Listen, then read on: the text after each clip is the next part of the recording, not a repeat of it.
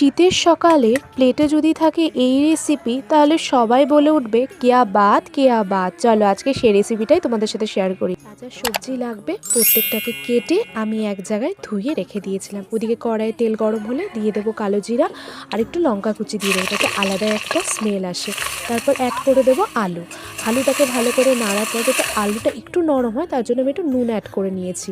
দিয়ে তারপর নাড়ার পর আমি অ্যাড করে দিয়েছি ভেজিটেবলসগুলো, ছিল বিনস আর ছিল গাজর। ভালো করে নাড়ার পর আবার একটু ঢেকে দিয়েছিলাম, এই কারণে ঢেকে দিয়ে করছি তাতে তাড়াতাড়ি হয়ে যাবে, জিনিসটাও নরম হবে।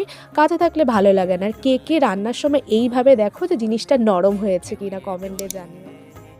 আর তারপরে অ্যাড করে দিয়েছিলাম পেঁয়াজটা দেওয়ার পরে ভালো করে নাড়তে থাকবার। পেঁয়াজ বেশিক্ষণ লাগে না নরম হতে, এই রকম নরম হয়ে গেলে আমরা তার মধ্যে সেই ভাতটা অ্যাড করে দেবো। আর ভাতটা দেওয়ার সময় একটু ভেঙে ভেঙে দেবে যাতে ভাতটা লেগে না যায়। আর কন্টিনিউয়াসলি কিন্তু নাড়তে থাকবে, কারণ ভাত কিন্তু লেগে যাওয়ার চান্সটা বেশি থাকে।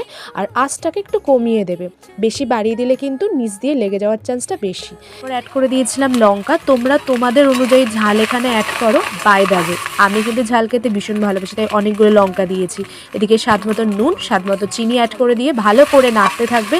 যখন দেখবে এরকম একটা পর্যায়ে আসার পর গরম গরম সার্ভ করবে। আর তোমরা কিন্তু বাড়িতে অবশ্যই রেসিপিটা ট্রাই করো, আর আমাকে কিন্তু জানাতে ভুলো না তোমাদের কেমন লাগলো।